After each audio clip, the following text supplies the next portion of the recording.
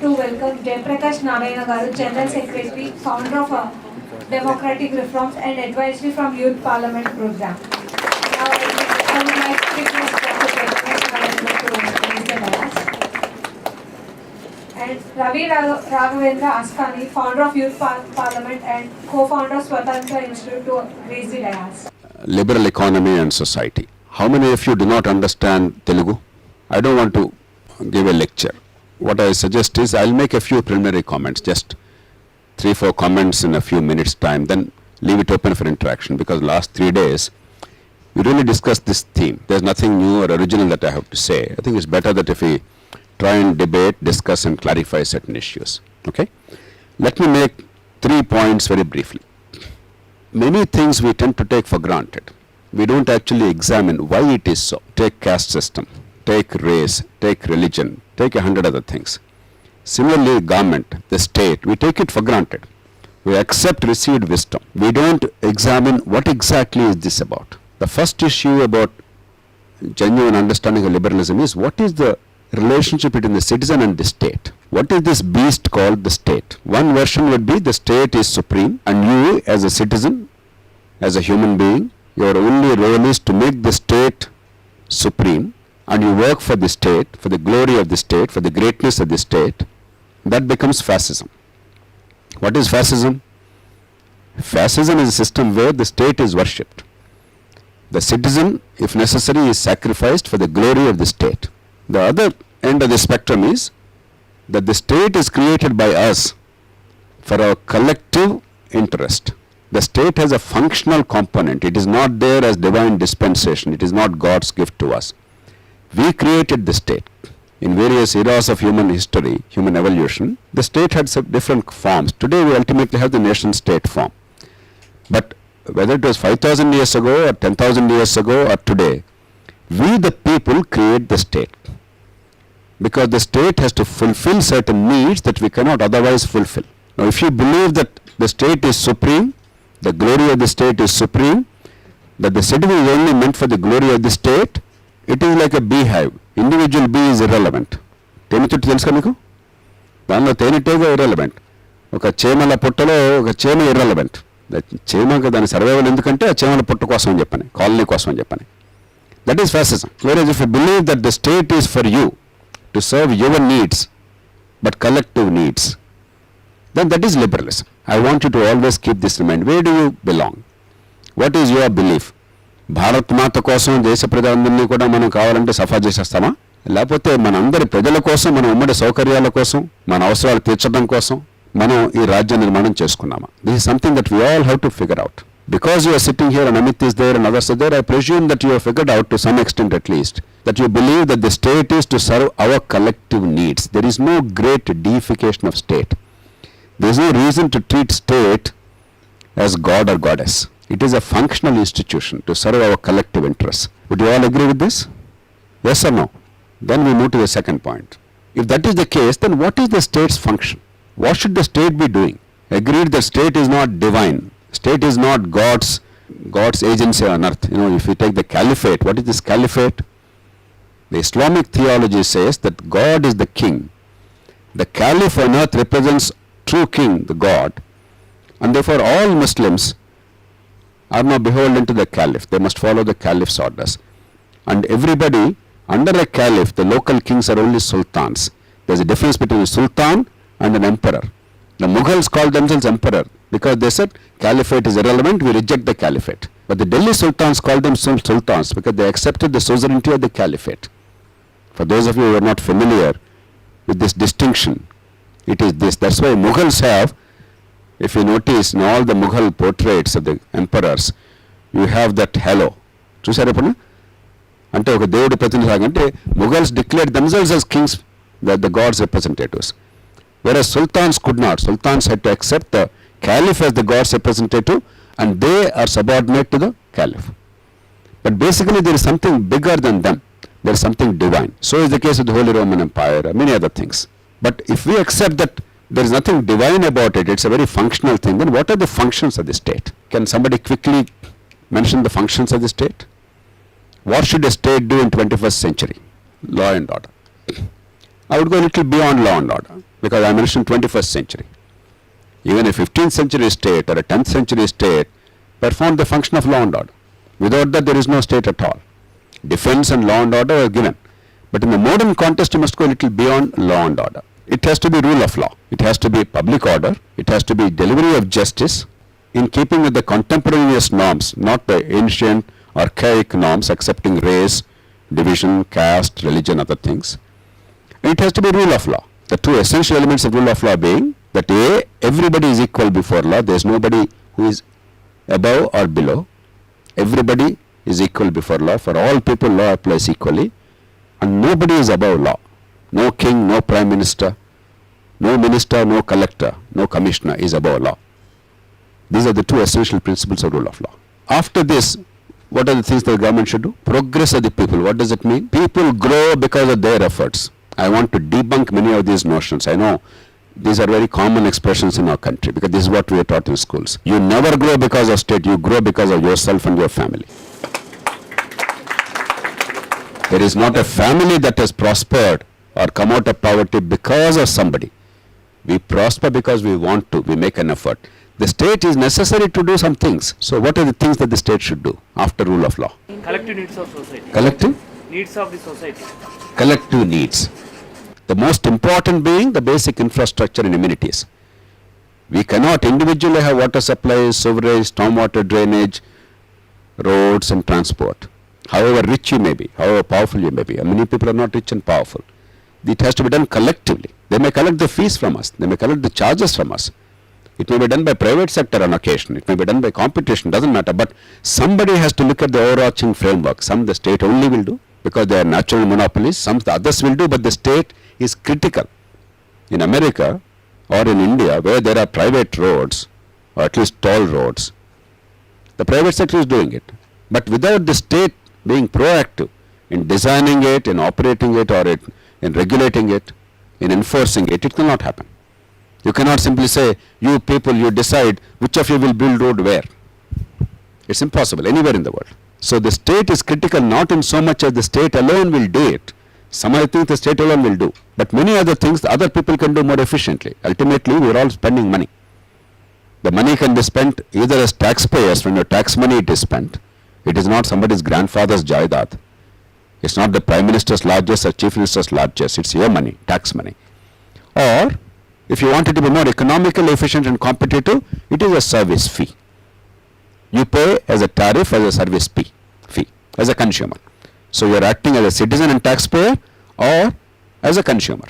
Either way, it's your money. There are varying grades. One grade is that wherever you feel that the government can do okay, you fund the government through taxes, government will do it. Another method is minimize the government, that you fund through taxes, but wherever there can be competition, you make it happen through competitive mechanism and you pay through the service fees, tariffs, as consumer. No country is perfect in any of these aspects. There is a mix of both. But without the state being proactive, without the state actually creating the architecture, legal, institutional, sometimes even financial, these things cannot happen. So basic amenities, infrastructure. Let us assume that's also taken care of. What next? No, that's first. Nobody is disputing it. Let's hope they are defending. We don't want to dispute that. Good or bad, we'll leave it out. Defending currency, this is self-evident. So let's come to practical functions touching us on a daily basis. Defending the borders doesn't touch you. We keep hearing once in a while, that's all. Healthcare and education. Now, Vishweshwar talked about education and how there is so much of not merely diversity, but discrimination and inequality in education. He is absolutely right. But if Vishweshwar is going to conclude that from Bill Gates to you and I, everybody must be, the children must be sent to the same school, then we have problems, both philosophical and practical. Even in the United States, Bill Gates' child does not go to government school. In fact, many Indian families don't send their children to government school. I'm not saying it's right or wrong. Many children do. They do go to government schools. It depends on the local context. Wherever they have confidence in the local school district, they send their kids to that school. But from a broader point of view, I am now anticipating the next point I am going to make, the last point. From the policy point of view, it has to be much more nuanced. You take India, you like it or not, every year a significant number of children of the poor families are deserting government schools and are going to private schools. Nobody is putting a gun to them. They are making a decision because they feel that their kids are not getting the advantages that they require in government schools. Now it's a chicken or egg situation. Without improving the government schools, the poor do not have confidence. Rich anyway lost confidence. Rich and middle classes. Now the poor also are losing confidence. Without improving government schooling and the outcomes, the poor will not have confidence. Without the people having confidence and patronizing the government institutions, they probably will not improve. Now, because of your theoretical predilection that I want the children in government schools to do well, and I want all kids to go to similar kind of schools, you cannot destroy the future of a generation. You are not God. So you have to now have a nuanced approach. Your approach must be every kid must get quality education without a burden. If they are rich, they pay fine. That reduces the burden on the rest of the community. Perfectly okay.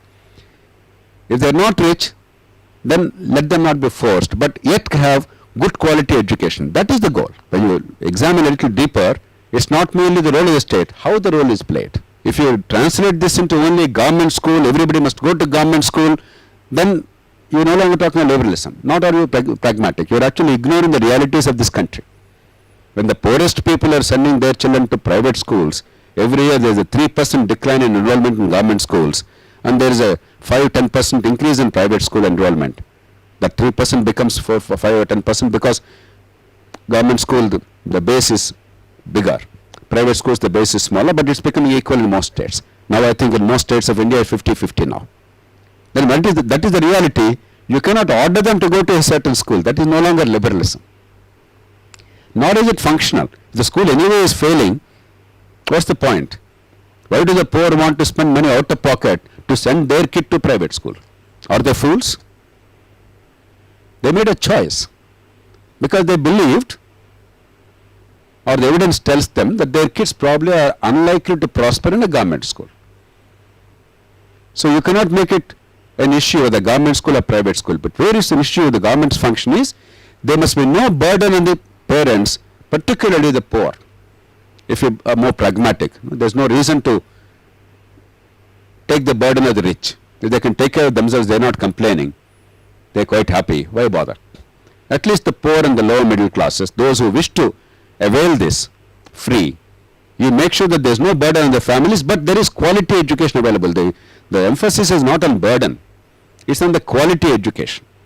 And then healthcare. Broadly similar principle. Healthcare is even more complex because 85% of healthcare is in, or 80% healthcare is in private hands. Education 50% is in private hands now. Earlier it used to be 30%. Healthcare 80% is in private hands. So it requires much more nuanced approach. Again, the principle is the same. Everybody must be entitled to quality healthcare. Does not mean the healthcare provider has to be only government. But the burden should not be there, at least on the poor and the middle classes. And in order to safeguard the whole society, like for instance coronavirus or something else, you must have a framework of primary health care available, because this cannot be done through private sector. Impossible. This cannot be done through insurance. It's a public health issue. So there must be a basic, a foundational primary health care accessible to everybody. So the whole society can be taken care of. So again, nuanced. So you started with the principle, first principle. Then went into practicalities. Then went into policy where nuances are required. This is real life. So let me make a comment or two on the policy issue, the third broad point. What are the three criteria that we liberals would like to apply in policies? When we say policy is sound or unsound, first we want it to be free. As far as practicable, you and I have to have freedom. The policy cannot erode our freedoms, because our freedoms are fundamental. We are the masters. The state is our servant.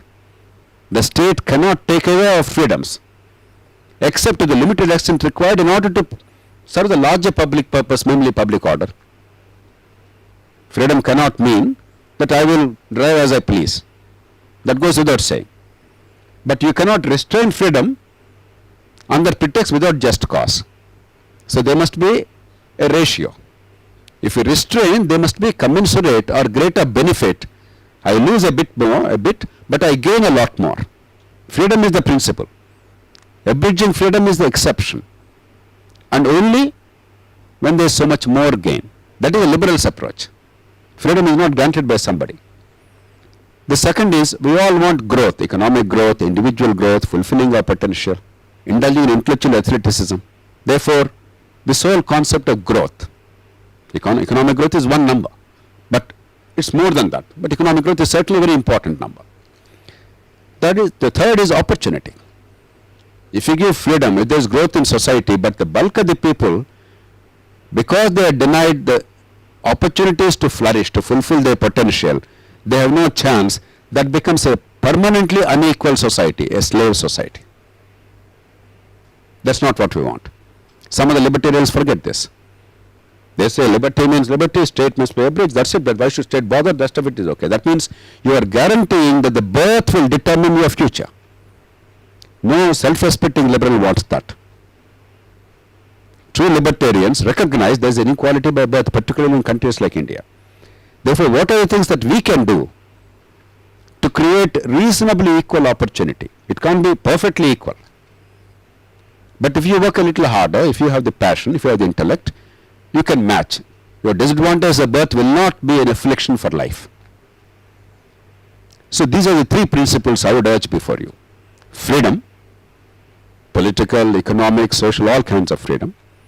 Growth, economic, intellectual, and a whole lot of other things. Opportunity. If any policy combines all these and addresses all these three well, then it's a sound policy. If it does not address to that extent, it's an ineffective policy. Growth takes care of efficiency.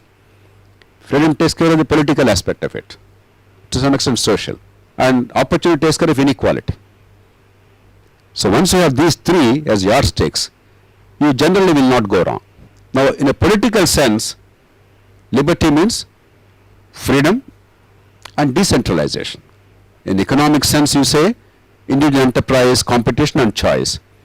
The equivalent politically is decentralization. The decision making is not in a large entity. As far as practical, it is in a small entity which I can control. I can understand, I can perceive, I can make choices, I can make decisions. So in a political sense, freedom and empowerment, decentralization. Economic sense, competition, choice, limited role of state, entrepreneurship. The market determining, with fair regulation and a level playing field, the market determining what works, what does not somebody's Tughlaq-like approach, not somebody's whim or fancy. In a social sense, libertarianism means equality of treatment, not necessarily equality of outcomes. It cannot be. Not even equality in every sense, that is socialism, but equality of opportunity. Equality of opportunity and equality of treatment. So equality and opportunity. If you have these broad indicators as yardsticks, as first principles, 99 out of 100 you will not go wrong. On occasion you have to apply it a little deeper. You have to understand why something works, something does not. You have to go by global experience. In some sectors markets work, some sectors markets fail inevitably. Healthcare, after a point markets fail. There is almost no exception world over. So you have to look deeper, because certain sectors, certain products are unique. They are not amenable to normal market, because there is asymmetry of knowledge inevitably. And there is a way of doing it at a low cost with high outcome. There is another way of doing it at high cost and low outcome. If the market is geared towards high cost, low outcome, it's not a very practical way of doing it. Bringing in the principles of competition and choice as far as practicable, you also must recognize that in some areas markets fail more, in some areas markets fail less. Because we are liberals, remember. We don't have any a priori notions except freedom and what works best. This is not based on some socialist orthodoxy. It's not based on 10 commandments. It's not based on what God ordained or what Plato wrote. It's based on pragmatism. Above everything else, liberalism is pragmatism. It is the acceptance that no matter how much I know, maybe I am wrong, maybe he is right. It's the willingness to embrace the truth of the other person. A recognition that you have truth in you, I have truth in me, she has truth in herself. But none of us own the full truth, the whole truth. And therefore, liberalism by definition means we are willing to compromise. We are willing to debate, willing to understand, acknowledge, synthesize, improve. Without that, there is no liberalism. Okay, I want to stop at this. Just nothing new, but I want you all to reflect on this. Does it make sense or not? At the end of the day, theory must make sense if you can apply it in dealing with day-to-day problems, whether policy challenges or personal challenges. What I do, why I do, when I do, how I do. Can there be a guide? If you feel that there is a practical guide, it's working most of the time, then it makes sense. But that is theory, it's only for books and discussions like this. It has no impact on my personal life or a public policy, then it's irrelevant. It is a scripture. We don't need scriptures, we have too many of them. We need abundant common sense and wisdom. Okay? All right, the floor now is yours. So my team has been working on a project, and this is a question my team has been pondering over for a while. Can somebody increase the temperature a little bit? Air condition should not be freezing. Very Indian. See, warm country, therefore freezing is good. Cold countries, warming up is good. Can you make it 24 degrees or something Celsius? Not 18? Okay. Yeah. So the question my team has been pondering, the question for finding the answer to which I came here.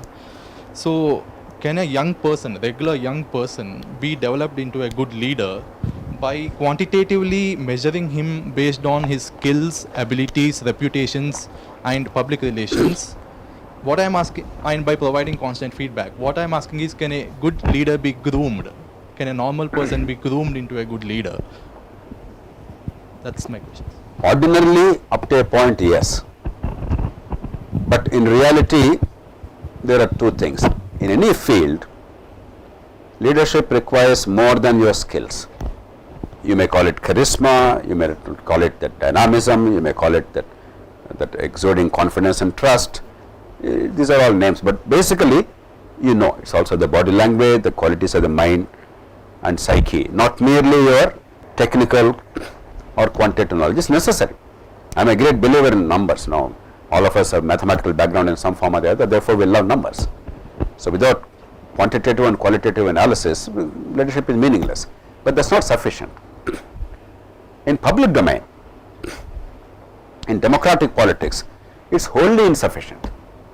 It's not merely not sufficient, because it's the context, the society's stage of evolution, and the nature of political institutions and practices that determine leadership. Therefore, if you define leadership as a position, then it's not in your control. You cannot train.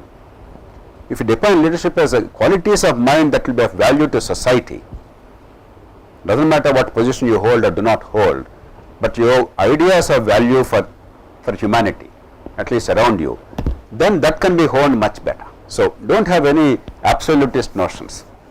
Nobody can say who will emerge as a leader. Like a film star, who emerges as a film star, you don't know. Some third-rate fellow may actually be a roaring success at the box office. A very competent actor and a skilled person and a scholarly person may be a thoroughgoing failure. Here also a bit like that is there. But in democratic politics it's much more complicated. So I would say in a broad sense it's necessary but not sufficient. Can we develop institutional mechanisms that ensure we churn out good leaders? Absolutely. See, there are three mechanisms. Education itself, our education is substandard. Absolutely one of the worst in the world, if not the worst. Outside of countries which are affected by civil war and strife on a daily basis, you ignore those countries. India is the worst in the world. And relative to the opportunity and societal strength, it is particularly bad. Other societies may not have that kind of societal strengths. We have those strengths and civilizational values. Considering that, we are abysmally bad. So that is one. Second is things like this.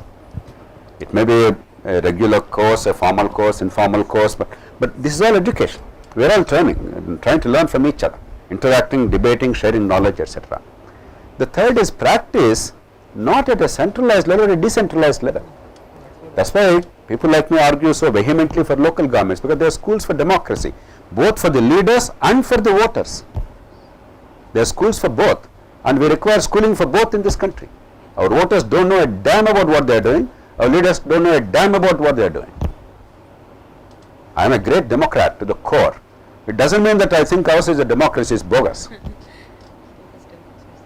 True democracy is when voters understand the link between the vote and consequences to their own lives, and therefore can make a measured judgment. True democracy is where people like you can actually enter the local government, where the cost of innovation is low, the benefit is great.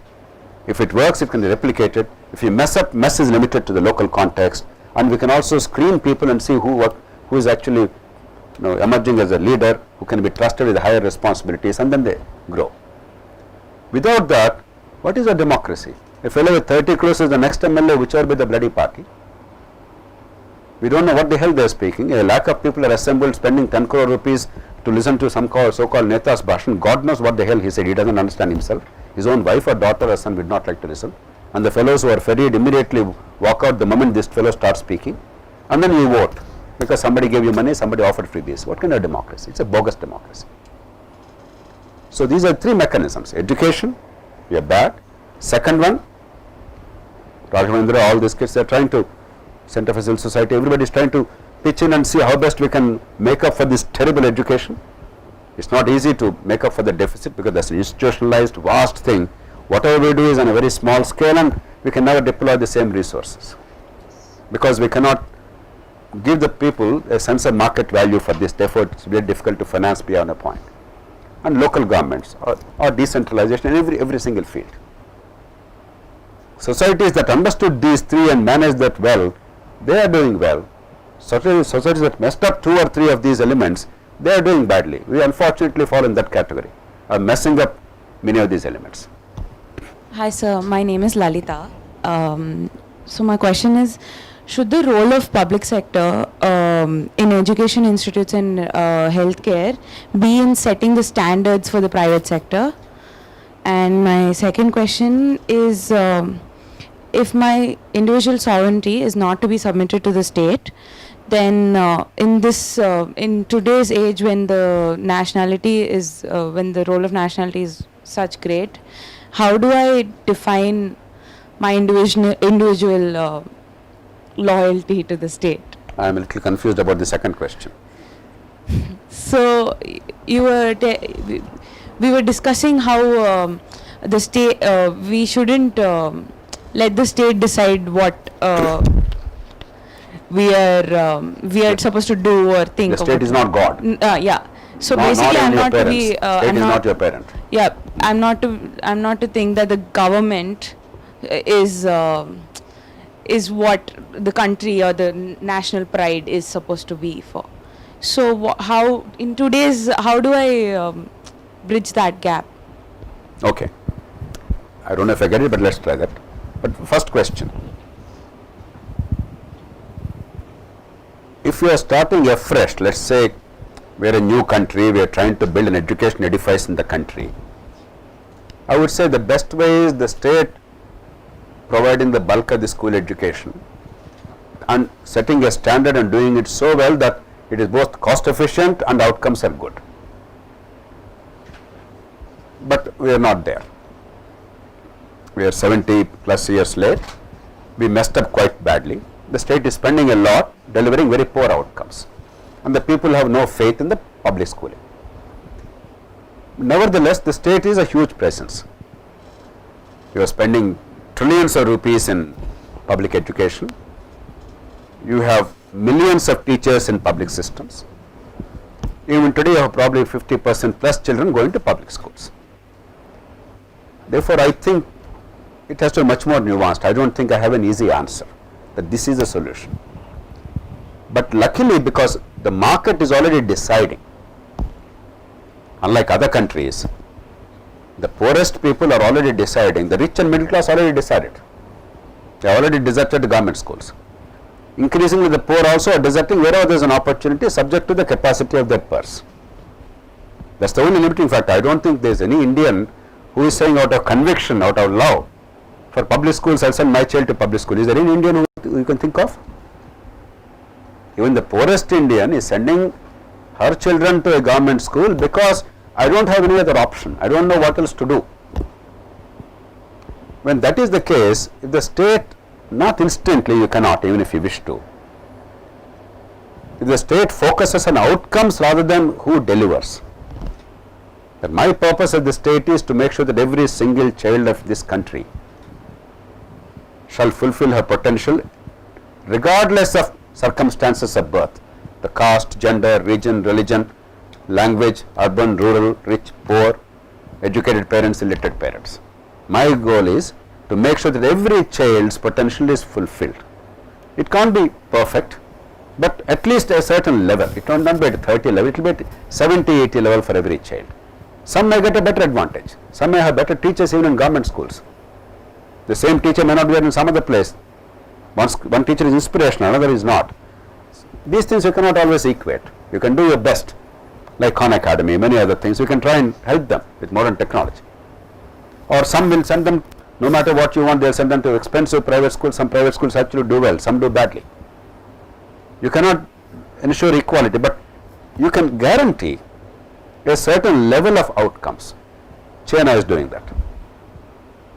We call China undemocratic, India democratic. Actually, if you go by the three standards I mentioned, you actually have to say that China in some ways is more democratic than India. They are more decentralized than India. They respect competition and choice more than India. They deliver quality education much better than India. So I don't understand, just because they don't have vote the way we understand, they also have vote, by the way. They actually have a tool called deliberative democracy in local governments, which is beyond parties. At other levels they have only vote between the Communist Party members. So this whole notion of democracy being only the vote as we understand and the shouting and then voting and primordial loyalties is a very superficial understanding. But I am digressing. The point is that given India's current situation, I would say make that as a goal, but there is a path, there is a roadmap. You can't suddenly say, give a diktat that no, there will be only government schools catering to all children. You cannot suddenly say only private schools, let government schools shut down. It simply doesn't work like that. But you can create an incentive whereby the outcomes are measured, and for the poor and the low middle classes you actually fund the school education subject to a ceiling as long as outcomes are guaranteed. Therefore funds follow increasingly the kids rather than the teachers. The kid becomes the center. Once you look at it that way, what is public, what is private? This notion of something being noble, something ignoble is all nonsensical. What works best is what is good for us. If at 25,000 rupees a year my kid is getting good education, whether it is government funding or private funding, I don't care. That is what I am seeking, right? I am not saying that particular premises, Sthala Mahachya antaru mana Telugu.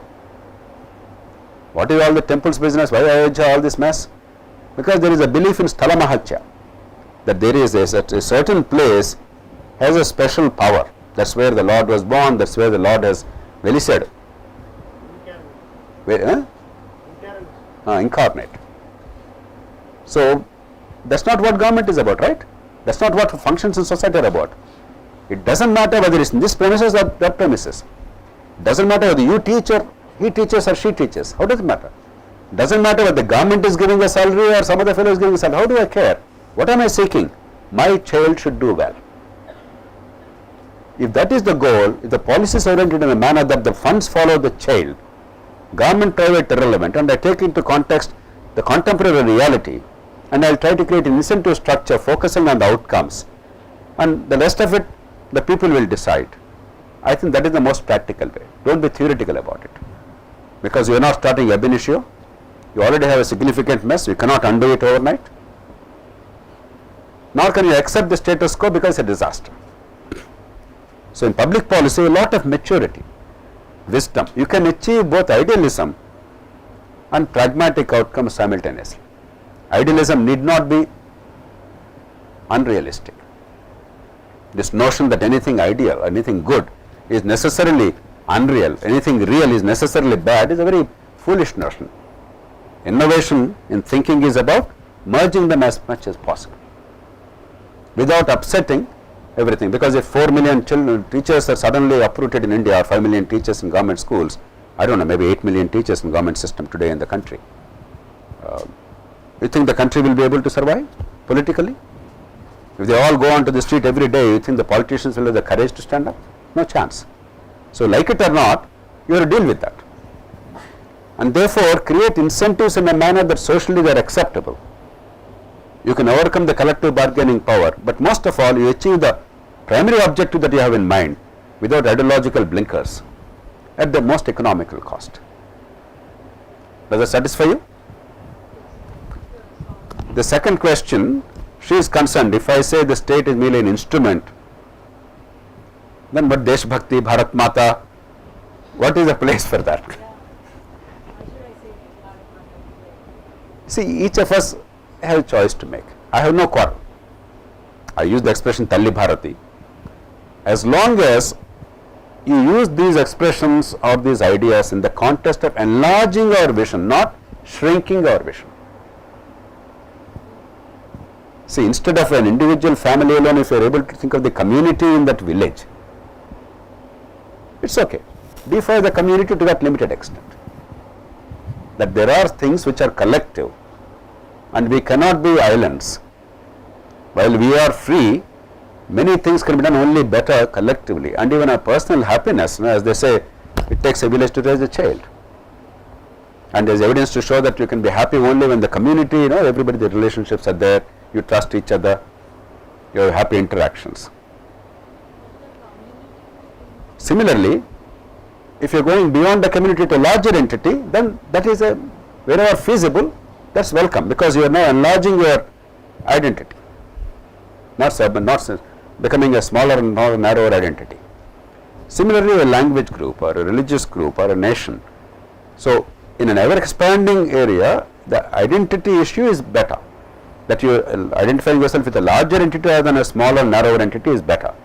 But if that makes you believe that there is a God there and that must be deified, that is the last word, that I think is fascism in extreme form. So patriotism has a place, but in a context. If my patriotism makes you hate, absolutely. Patriotism is more about my society, my culture, my history, my civilization. It's not about my state. Absolutely. There cannot be two opinions on that. But even patriotism, if my patriotism makes me foolishly think that somebody in Karachi, merely because that poor fellow lives in Karachi, is my enemy, that is not patriotism, that is stupidity, that is bigotry, that is hatred, that is narrow-mindedness of the worst order. Just think for a moment. Think for a moment, what has a fellow just across the border committed a sin compared to you and I? In what way is he your enemy? Merely because he is born just a few meters across this line. Whether it's Telangana, Andhra, this village, this district, that district, this state, that state, north, south, or India, Pakistan, Bangladesh, or something else. I mean, for practical reasons, you have to have nation-state boundaries. We will progressively work towards diffusing those boundaries and hopefully maybe 100 years later eliminating the boundaries. But right now they are there, they exist, and we have to make sure. But if you take that to a point where you determine a person's worth, value, the credibility, character, and whether or not the person deserves respect by virtue of the birth at a particular place, what idiocy is that? Whether it's skin color or religion or race or region. So patriotism is a positive expression. That's why nationalism is more worrisome than patriotism. Patriotism is you loving your family. What's wrong with that? You love a larger family, no problem. But that does not presuppose there is hatred. Whereas nationalism, unless it's kept under check, it becomes a zero-sum game. My love for nation is at the cost of your love for your nation, necessarily. So semantics ultimately, but there is an element of truth in this. So we must be very careful. about this love of the country, you and I do not yield to anybody in this love for the country. I love my country, I am proud of India. I understand this country's history and culture and civilization and evolution much better than most Indians themselves. But it doesn't make me so blind to the rest of the world that I think that I am the repository of everything. I recognize, however envious I am on occasion, that China has probably far greater civilization values than my country in some respects. It is a fact. I would acknowledge it. And I embrace it as human being. Because what China did is mine too. What I did is theirs too. Because these are artificial ultimately. So if you have patriotism which is not defined as enmity with somebody or hatred of somebody, I am all for it. If you have a nationalism that says that Lebanon serum and my space is always at the cost of somebody else's space, their space is at the cost of my space, that is fascism and dangerous. So you have to make up your minds. But don't yield the ground on patriotism, that's dangerous. Just like many liberals have yielded ground on compassion to the communists. No. Liberalism is a moral philosophy, not only a practical philosophy. I never ever give up my advocacy of quality education and health care, my fierce fight for opportunity for every child and fulfillment of human potential and elimination of all suffering. Because the moment I give up, I lost a core, I don't know what the hell I am fighting for in life. And two, I am ceding ground to idiots who don't know how to achieve that, they messed up the world. Similarly, patriotism, if you cede ground, it is the idiots who will take over. Not only is it foolish because we must celebrate ours, respect ours, enjoy ours, improve ours. But that apart, we are ceding ground to idiots who without understanding what it actually means are doing damage. So never cede. So I never allow anybody to question my patriotism, just as I am not willing to question somebody else's patriotism. Let's be fiercely patriotic, but not fiercely anti-Pakistan or anti-America or anti-China or anything. That's very stupid. That's not patriotic. I know sometimes it's confusing, because in our country we have no understanding what is patriotism, what is nationalism, what is fascism, what is humanism. So good evening, sir. I am Dr. Channakeshwara, director of this college. So I think three things I want to ask you, sir. The first one is Everybody is education. fond of three questions and essay questions at that. Okay. So what are the root causes for the bad education in the country, sir? That is the first question. Because the entire globe, if you can think, India is giving better education than other countries, because They are thinking? other countries, they are looking for Indians, because No. Top That's most- what we want to believe. Nobody Yeah. thinks so. Yeah. Let me assure you. I think topmost 5 CEOs are from Indians, sir. That's nothing to do with education, my Yeah. friend. Okay. go Okay, on. that is one thing, sir. What are the root causes actually? Why Okay. you are saying that it is a bad education? Okay. So who are responsible? That is one thing. Second thing is too much of liberalization, I think, will spoil the progress of the country, sir. Especially the growth of the country. Because I think too many people, I think they are spoiling the economy of the country. If it is too much of liberalization, if it is given to India. That is one thing, sir. Okay. Third one is actually, but I think especially everybody is talking about how to improve the Indian culture, especially nowadays. I think the values are going day by day down. I think you're all aware about that. Especially in school educations, we used to have some value classes like human values, human ethics, all these things. But once if the values are going down, I think India is meant for, I think, good values especially. Okay, in this connection, what is your Okay. Thank you. opinions? I'll be very brief. No, some of these require actually very detailed understanding, but for want of time and hoping that you will also do other reading and follow some of my own speeches or writings plus other people's speeches or writings, and you're doing a lot of reading otherwise and thinking, I'll be very brief. Otherwise, we'll spend next 6-7 hours, we'll still not be anywhere. Education. That we have failed is absolutely true, proven by evidence. It is not any longer a qualitative issue, it's not any longer a personal judgment. Umpteen number of global surveys and Indian surveys show that our kids learn practically nothing. 1% of Indian kids are globally competitive at school level, 1%. About 15-20% are below average globally, but they can match by hard work and some opportunities later on. 80% are nowhere in the reckoning.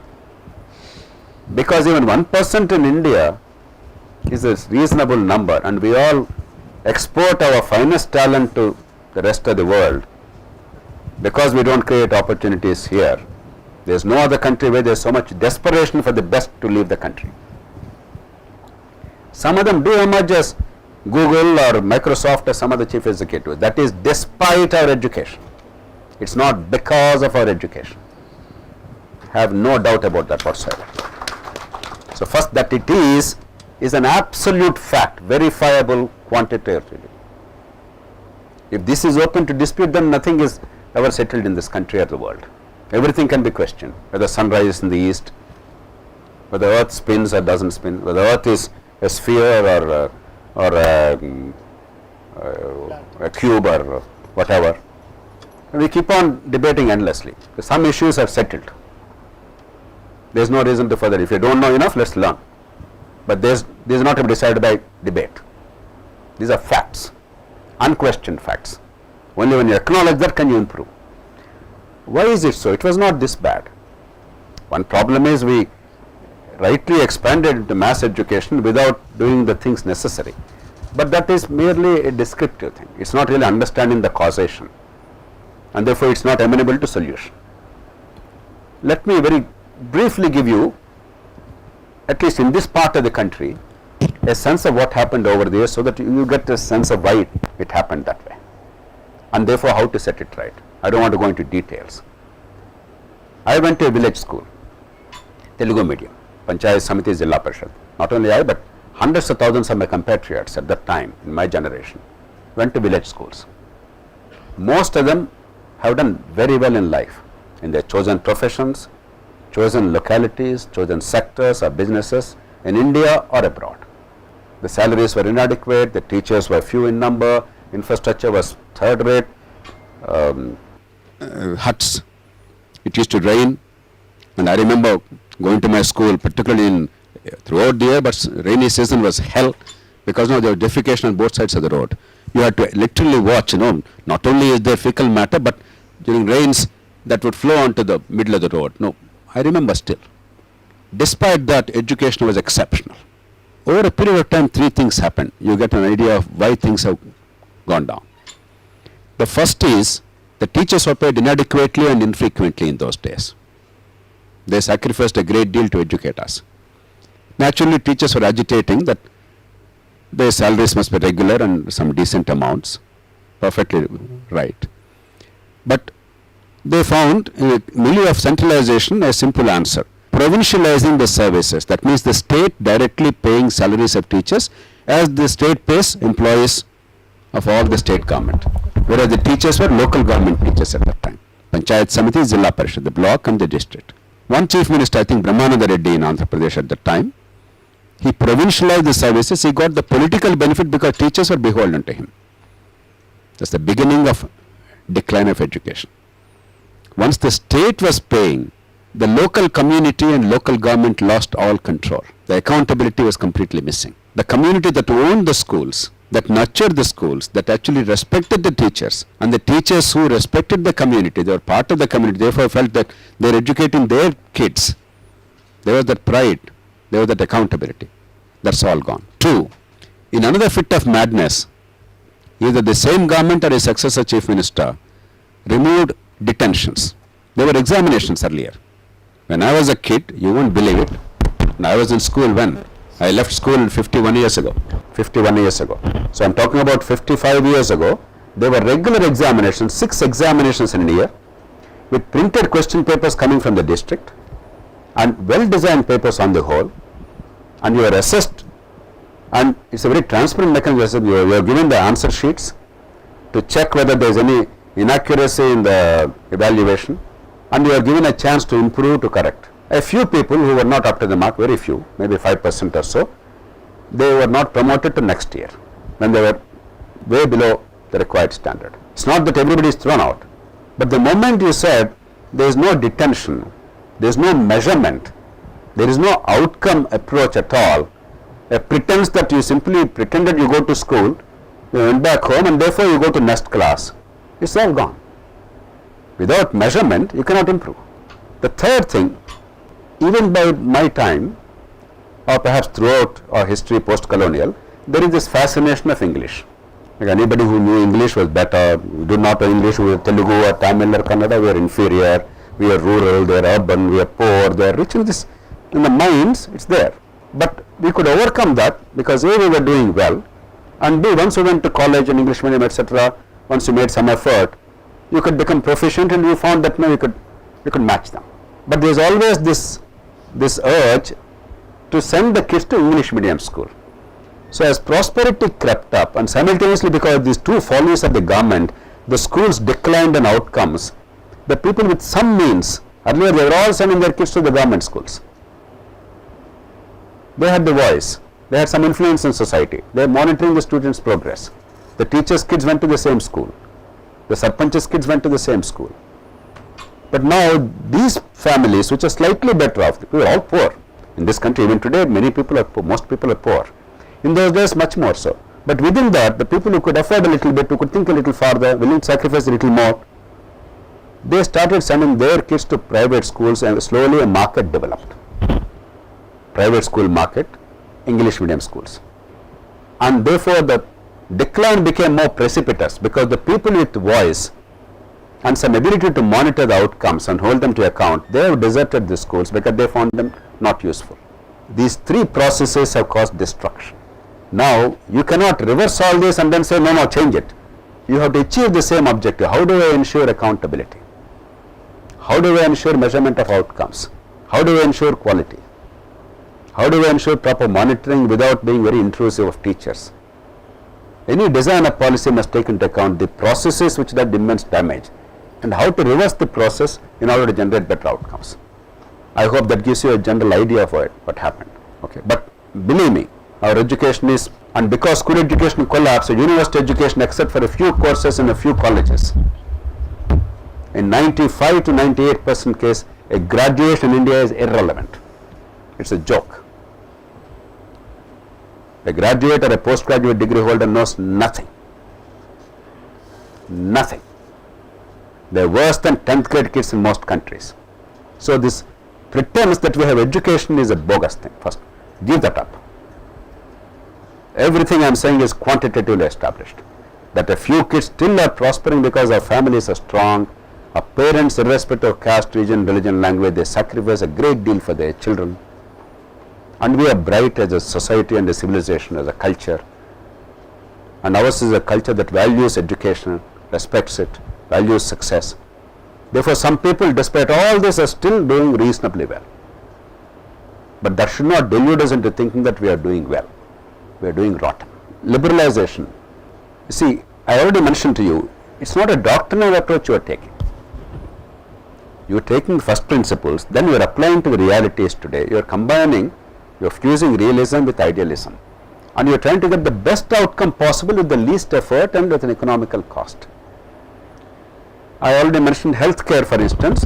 In my judgment, the full-fledged market philosophy will not work. Should market be brought in? Most certainly should be brought in. But it must be brought in judiciously. In education, we discussed at some length. Similarly, other sectors. So, there is no master whom we serve. Liberalization is not a master, a god, or a mammon we serve. We serve ourselves. Whatever works best, we will do it. But human experience throughout history taught us that on the whole, if everything else is equal, if competition and choice are possible, competition and choice work much better than monopoly. But some issues cannot have competition and choice. You cannot have competitive policing and competitive judiciary. That's what Gundagiri is, already is happening. That's not what we want. So there, how to improve the state institution, how to make the monopoly work for the people rather than against the people. But wherever feasible, if competition and choice are possible in those sectors, if it's amenable to that kind of a thing, if multiple players can provide the services and compete and innovate and improve for their own individual advancement, and therefore collective good will be promoted, as Adam Smith put, the invisible hand, not because they love the country or love the people or moral, but because they want to improve their lives, the the blacksmith, the carpenter, the plumber, they do things not for you. They do things to make a better living. But because they have to satisfy you, the customer, by doing things better, they do it well. And therefore we get a value for the money. It is not their generosity that is giving us good service. It is their good sense and my good sense as a consumer. That is always a better guide than some fellow on my behalf sitting there. If you think I am unfit to decide for myself, how can that fool be fit to decide for all of us? If he can't decide for my family, he can decide for a whole nation or a state. How can he? How can you trust him? So if you believe that human beings are so useless they can't improve themselves, then your belief that somebody is good enough to take care of everybody is much more dangerous. Therefore, you must view this whole liberalism in context. The notion that liberalism is bad or good is a very superficial notion. But generally speaking, there is not a nation which prospered without a liberal economic model. Not a single exception. China until 1978 was a disaster. The moment they embraced rational economic philosophy based on liberal principles, but adapted it to their conditions, China shot up in a way that now nobody in the world, Trump or 100 Trumps, cannot stop China's rise now. Because we are not embracing liberal principles properly, because of state monopolies, because of corruption which is against state monopoly, because of mess of agriculture, because of mess of education, mess of healthcare, mess of governance. Not because of the only good things that happen in India are because of liberal economic policies when they are soundly implemented. Almost everything that this generation can think of which is good, from mobile phone to internet to television, I don't think everything is good. Some of them are actually bad, but I can't stop them. To social media, everything is a product of liberalization, not the state, not state control. Values and culture, let me just state this and no more. All societies have values. The function of the state is to nurture the values. Supposing here, all of us have values, but there are also some people who want to behave in an erratic manner. That's human. Supposing suddenly electricity fails and it's dark here, I am sure there will be one or two catcalls and whistles. In the olden days in the movie theatres, when power outages were frequent, you are worried. If there is a member of the family with you, along with you, a girl, you are worried what will happen. Why? Once the anonymity is there, suddenly the fellows may be misbehave. Now, we are all sitting here, very well having a decorum. You are asking questions, I am trying to respond. There are not 10 people talking simultaneously, because there is an environment created here to nurture that behavior which is productive for all of us. Supposing neither you nor I indulge in this discipline. You ask a question, I say something totally irrelevant, irrational, you don't understand, I don't understand what I am saying, it's all garbage. It's impossible for you to be disciplined. After some time, you will start murmuring, you will start talking to each other, sometime you catcalls, it's inevitable. If you nurture it, and if you find value in that, I find value in interacting with you because I am stimulated to think and I am learning, understanding your perspectives. You find value because there is an old fellow here who probably has seen some things and thought about some things. Maybe some other things are of some value, let's listen, figure out. We all have decided that it works for us. Supposing you haven't created that environment that is nurturing, the value will go. In so many meetings in India, have you noticed? The speaker comes and gives some third-rate bhashans, God knows what the hell he is speaking, shibboleths. Whatever be the occasion, whatever be the topic, he says the same goddamn things. Doesn't mean a thing. ఏదో ఆవు పాలొచ్చు జంతువు ఆవు పాలు అమృతమ్మ తల్లి పాల కంటే ఉంటాయి standard మనకు ఇండియాలో this shibboleths as they call it.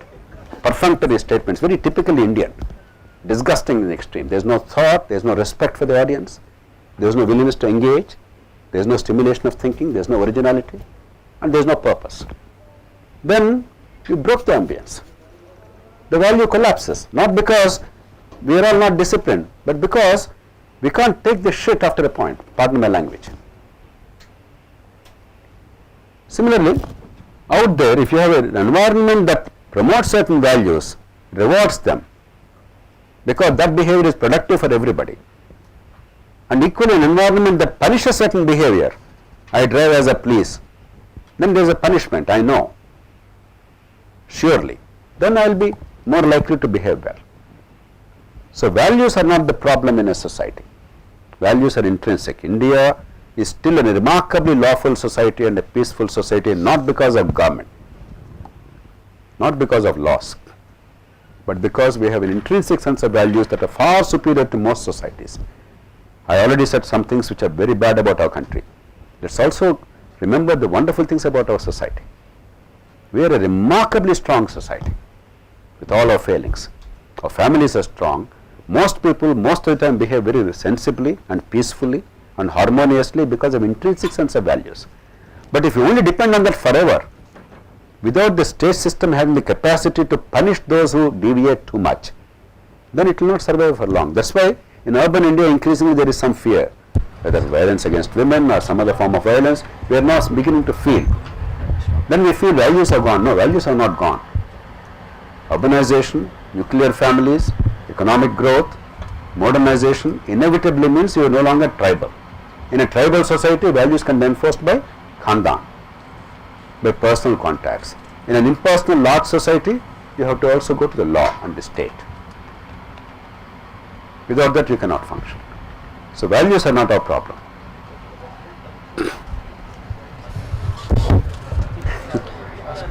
Greetings, sir. I can guarantee you, the West has a lot to teach us, the East has a lot to teach them.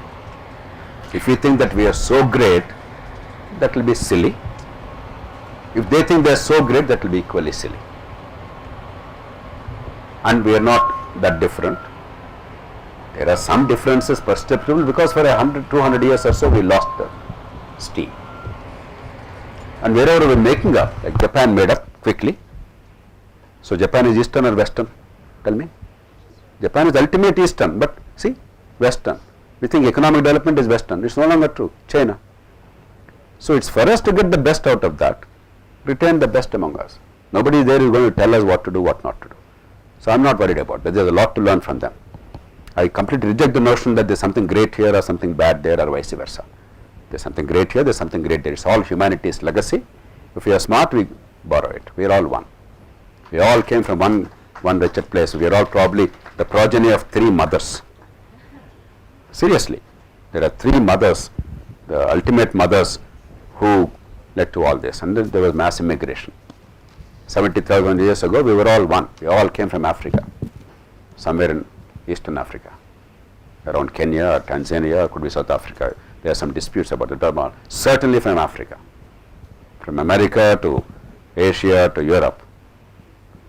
So what is this Eastern, Western? This is all very mythical. Have pride in our culture, but don't denigrate others. That does not speak of pride, that speaks of lack of self-confidence. An assured culture respects itself and respects others. That I respect what China has accomplished does not mean that I have no self-respect. Because I am self-confident, I am able to. That I point out the failings of my country does not mean I lack self-confidence. Actually, that means I have self-confidence. Only a confident civilization can look at its warts and say, let me figure that out. Can joke about its failings.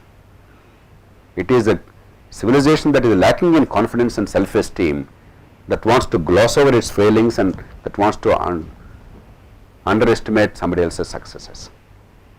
So, with due respects, I don't accept your hypothesis. Yes. Hello. Hi. Now, shall we ration it to one question each? One question. Yes. Sir. Myself, Pranay from Adilabad, sir. Actually, I am influenced by you. I just came into the politics. I am a cooperative society chairman now in Adilabad. Sir, What kind of cooperative, Pranay? 1995 Act, sir. Max. On 80, society, nature of society? Max. Credit Max? Cooperative Society. Credit cooperative, okay. Yeah. Actually, you are the assistant director to that in past.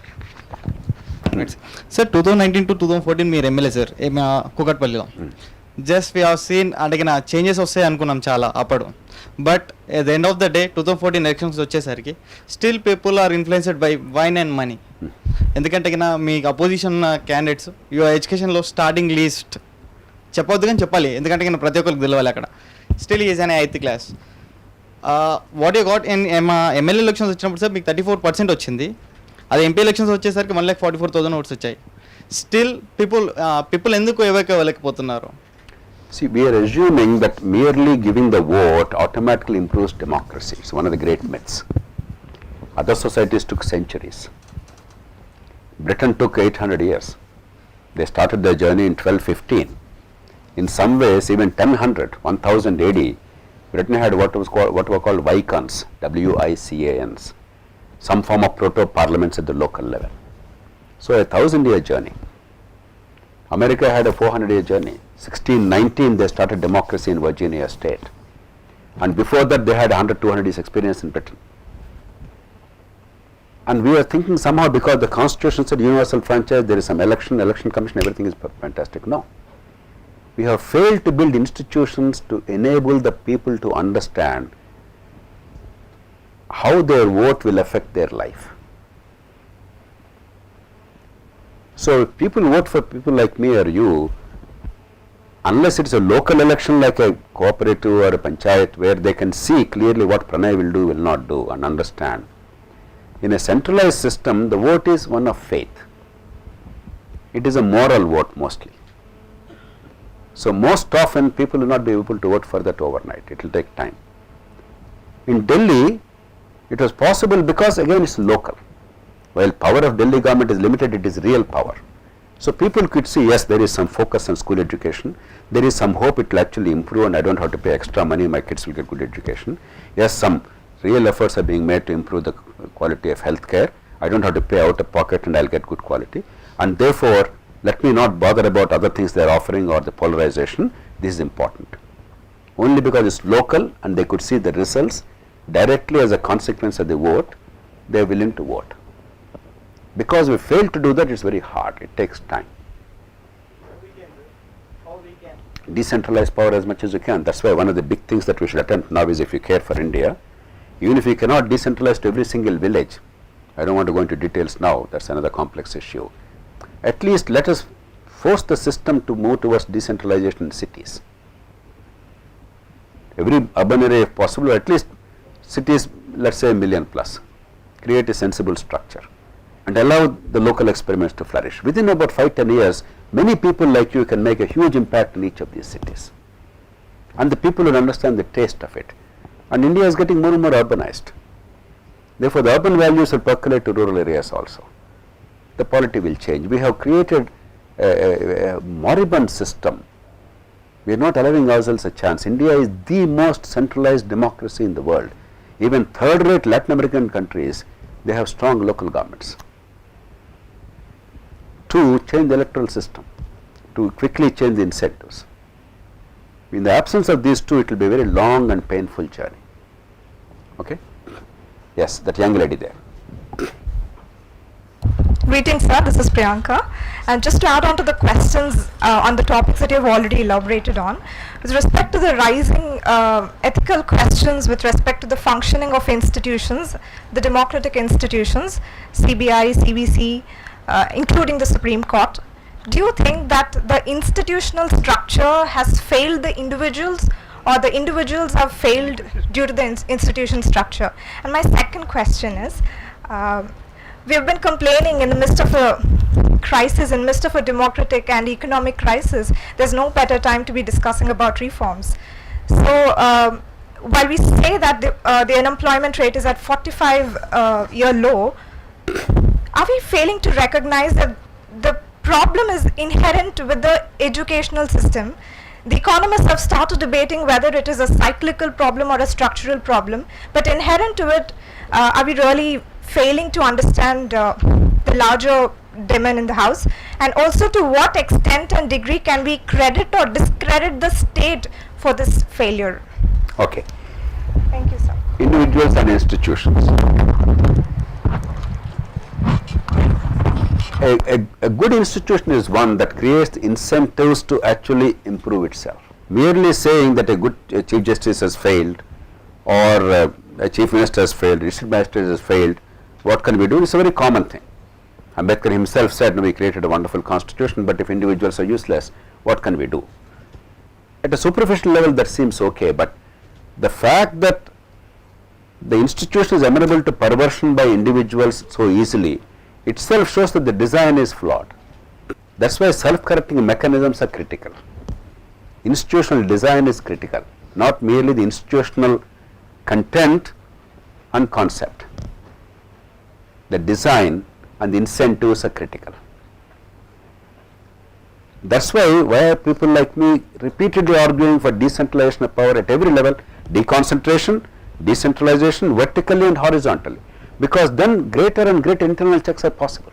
In a highly centralized system, if one fellow, he is an idiot or he is a corrupt fellow, then there is no answer to the problem. In a decentralized system or a deconcentrated system, each one will act as a check against the other. And if you localize as much as possible, people also find the virtues of convergence. Therefore, this argument, supposing I say institution itself is bad, supposing I say individuals are bad, what is the answer that we are getting? Your analysis must be amenable to a solution. It must take you to a higher level. It merely leads to some typical Indian pastime of speaking too much without meaning much, without making any difference. That does not help at all. If you speak, if you think, if you debate, if you discuss, your level of understanding must be higher, and it must lead to some tangible set of solutions. There may not be a perfect solution, this is not mathematics or physics, but you must have a sense of direction. All right, we figured out why this is so, what can we do to set it right? We implement that, we find yes, it's working up to a point, but there are still some problems. What can we do to improve it further? Because this is an unending operation, it's a work in progress. I think, Priyanka, that's the best way to address it. I don't know if you get the answer. There is no absolutism here. The second one, I am firmly of the view that Indian economic woes are not because of global cyclical problems. I am not saying that global cyclical problems have no impact at all. They have some impact, but that's not the primary issue. Our problems are intrinsic. They can't be solved by Donald Trump, or if 10 million people go and greet him or 1 lakh people go and greet him, it makes no difference. It's only for ego gratification of two leaders and their own political purposes. Our problems largely are internal. As you said, education and skills, infrastructure, public policies, and an environment that nurtures innovation and entrepreneurship and competition and choice. In all these, we have serious deficiencies. Even in recent times, we committed many blunders. For instance, this year, after a long time, there is a net outflow of capital from India. I don't know if you are aware. We are talking FDI, etc.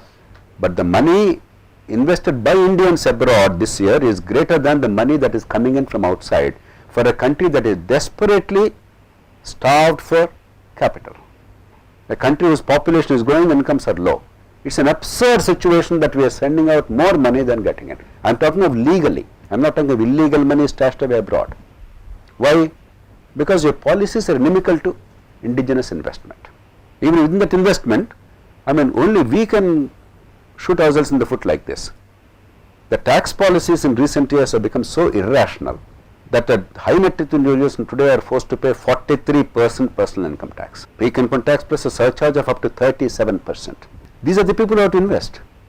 You are not really raising taxes, you are only showing your anger and envy. You are hurting yourself. Recently, in the last budget, the finance minister announced that they are removing the dividend distribution tax. But the fine print is they are taxing you more, not less. With the dividend distribution tax, there is a corporate tax. You all have some idea of what I am talking about. Then there is after paying corporate tax on the net profits, they keep some for reserves, some for investments, whatever, some dividend. Whatever dividend they declare, they have to pay, I think, a 10% dividend distribution tax.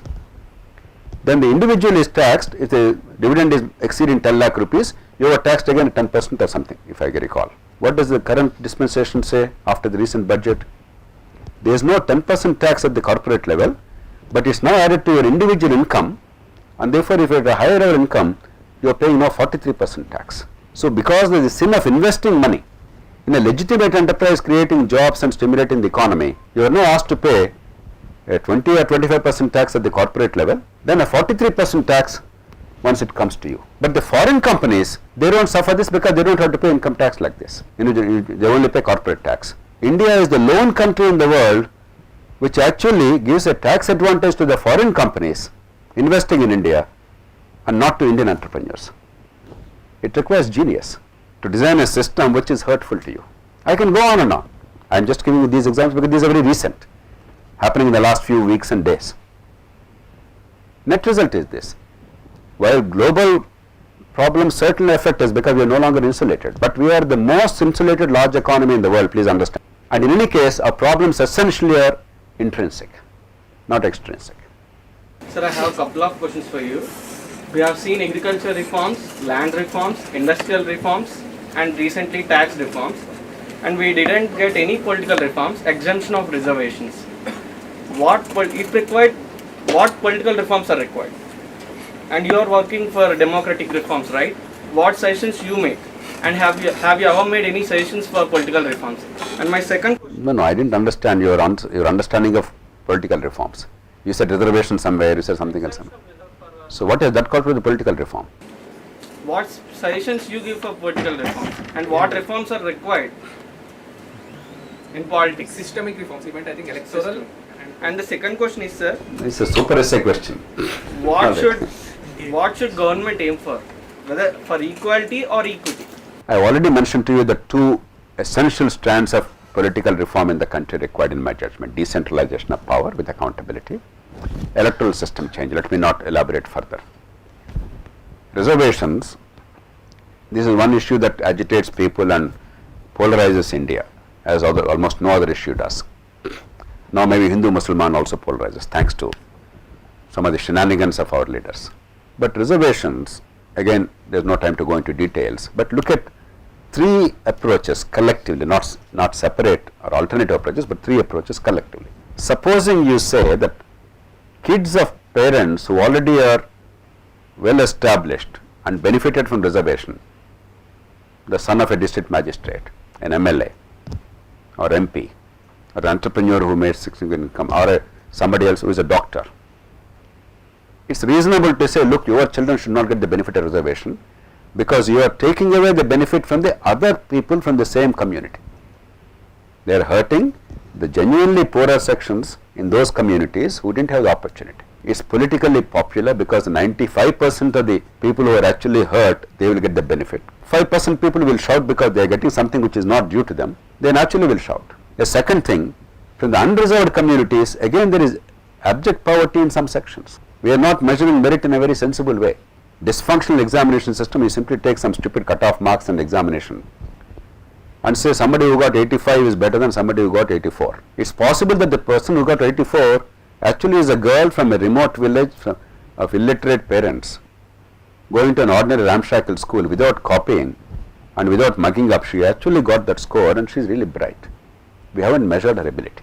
Supposing you give weightage to those children, there are details as to how to work in that, but you give some weightage so that there is no heartburn and real merit is actually measured. Three, most important of all, reservation is a function of higher education and employment. You destroy school education and then talk about reservation and higher education, which itself is destroyed, therefore reservation is meaningless anyway. Instead, you actually focus on school education outcomes, because no matter where you are born, a Dalit or a backward class or a poor, rich, rural, urban, anywhere, a minimum guaranteed outcome is assured, like in China for instance. There is an assurance of outcome, a pretty decent outcome. Then you can overcome the handicap of birth. Once you do these three things, you can progressively reduce the reservation quota without any social or economic cost or political price. That is the way forward, not yes or no to reservations. Next. Much pain, go start. Sir, I just want a clarification on solution on what you spoke, sir. You told the education or the something is like worse compared to some of the other countries or in the global level. So I want you to give a clarification, sir, like how are we worse compared to other countries and how can be that improved? I would advise you to go through the ASER surveys, Annual Status of Education Report, those who are not familiar. No, sir, I understood that, sir. ASER survey and ASER report I have understood. Also PISA. Yeah, okay. But the thing is how global education is different rather than the Indian education. You mean what are they doing better? Yeah, what are they They are doing? simply measuring outcomes better. They are doing a whole lot of things. This, I think they're all literature available. There's no time for us to discuss details. Sir, ASER report states about the 6th grade and the comparing 6th grade to the No, second they're grade. also doing recently between 14 and 18 hours and many other things. About the graduate. And PISA survey gives us this is a product of, if school education is so rotten, how can graduation be better? But you only don't know, sir. Maybe a remote girl, she might be brighter, and the guy who is having. By 1 in 100 always good. That is not what determines the outcome. It's the average that determines what is happening. It is not the best person or the worst person that determines what is happening in a society. Nobody is arguing that the best in India is less than anybody in the world. If you and I go anywhere in the world, we are a match for anybody in the best. I never felt in my life at any point of time that by virtue of my education I have a disadvantage in dealing with anybody, anywhere from Harvard to Stanford to Oxford to Cambridge. But that is not India. If you think that is what India is doing to its education, then you are completely off your rocker. So don't go by the best, go by the average. And we have data. I myself have probably interviewed at least 15,000 or 20,000 university graduates in the past 30-40 years, if not more. I know for a fact. Anybody who has any understanding of education knows. Trust me on that. Whether or not it is bad, you don't require any proof. If you want, you do surveys. I challenge you to take up any survey, any kind of a test at any level. Any level. You come up with a different answer, let us discuss that. So this is a factual issue. Our education stinks. I don't require a debate here. If you are interested, you want to do further studies, you do it. I am not concerned about that. We have a problem, we have to fix it. Sir, my name is Venkatesh. Sir, Sandeep from Agriculture University. I'll come back. I'll come to you also. Actually, sir, we have 40 lakhs NGOs. I don't know the number, but I'm not surprised. Actually 50% of world we have. But don't take it seriously. So, even NGOs are failing to solve the problems. That is my question. Another one is, so we are not, elections means, politics means we are looking only MPs and MLAs. We are not looking the village elections and everything. So we are missing some policies also for the self-sustaining government and village governance. So what is the solution for that? The second part I've been repeatedly, even here I argued, we must decentralize power with responsibility. There's no solution. Both for the leadership to rise and voters to mature. And for the tax to be converged with the outcomes, because people can then see it's my money, what is happening to my money. My vote, what happened as a consequence of my vote. There's a lot more to it, but this broad understanding will lead you to many conclusions. See, what is an NGO? The constitutional article 19(1)(c) gives you the right to form any association. So any group of citizens forming any association is an NGO. Now, how is that NGO's job to transform the country or improve the services? If you want to participate in that as a citizen, it's your choice. Sometimes you are successful, sometimes you are not. But that cannot be a substitute to the state or state policy. It can be a substitute to the state, but with a proper policy. What have other countries done? Take the United States. They give full tax exemption to legitimate NGOs. Full exemption to the donor, not the recipient alone, but to the donor. Because they realized that good non-profits actually perform better than government. There is passion. The cost comes down, the quality of outcomes improves. Therefore, charities can be utilized by the state as a part of state policy. By the goodness of our own heart, we may like to do good for our fellow human beings. That's nothing to do with the state, except the state creating enabling climate. Therefore, NGOs cannot be taken as the necessary ingredient to change the country. That is our choice as citizens. Market, yes, because there is competition. And if each of us is making informed choices as consumers and customers, provided market is well regulated and there is a level playing field. Supposing in the name of the market, somebody dumps all the carcinogenic fluid into the drains of Hyderabad city and then makes a profit, that is not market working. Therefore, regulation and level playing field. Suppose somebody avoids all taxes, makes profit, another fellow pays all taxes and therefore makes losses, that is not market functioning. Therefore, well regulated market and level playing field, protecting the public interest.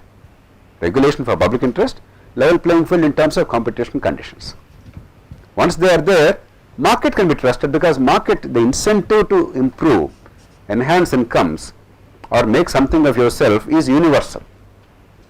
That's why market will work. Charity, you cannot guarantee that. If some people are interested, the state must create the mechanisms to enable that to happen, but otherwise you cannot say why I have not done it. It's up to them. It's their money. They want to do it, they do it. They don't want to do it, they don't want to do it. Somebody may have an NGO only to protect the rocks of Hyderabad. That's their choice. Who are you and I? Somebody wants to enjoy the yachting or something, boating in Hussain Sagar. Though I'll be surprised if anybody wants to go boating in Hussain Sagar. It's their choice. Who are you and I? Somebody wants only to do cycling. It's their choice. Some of it may be useful. Cycling is good for health, good for environment. Okay. Somebody wants to do racing. It's their choice. Who are you and I? So NGOs are different. If a good government, a sensible government encourages the right kind of NGOs, non-profit organizations, through tax incentives so that they can perform better at lower cost. Private money without public money. The only public money that goes mostly is tax incentive. So if they are performing because out of the goodness of their heart they want to improve education, healthcare, sewerage or something else, then the government is to that extent reduce the burden. Government should be smart to embrace that. Whereas in our country there is this hostility. When they are taking your burden with their money, you must encourage. Instead, they make their lives miserable. Anybody who runs an organization in India understands how messy it is in this country. Okay? All right, next. Good evening, sir. So my question is, what might be consequences of privatization of government schools, where government funds the process, regulates the outcome, but allows individuals or private organizations to operate them autonomously? No, don't look at that. It's not feasible because you are creating too much of a dislocation. Supposing you actually recognize that a large number of poor families are sending their children to private schools. Supposing subject to a certain ceiling because government cannot indefinitely spend money. Let's say 20,000 rupees per year school fee. I am giving you a ballpark number. You can change it. Just some number for discussion. We will fund you provided the school is generating good outcomes. Because what I need is this, I want the confidence that the child is educated well. Then the market is taking care of it. And because more and more children, the evidence shows that more and more children are fleeing the government schools and going to private sector in this manner, you cannot sack the teachers overnight. No system can allow it to happen anywhere in the world. But you can say, my teacher-student ratio is actually excessively good. I have very many teachers and very few kids. And more kids are leaving these schools. Therefore, I will not recruit any more teachers. I will utilize them better. And I will utilize more and more teachers not merely for teaching but also monitoring education in private and public sectors. So you can design policies in a manner that the best outcomes are generated. But if you give a Napoleon fiat or a Narendra Modi's order that henceforth there shall be no government school, that's an absurd thing. You are being a tughlaq. It doesn't help anybody. Redefine politics. If you think of politics as assembly and parliament, there is no space there.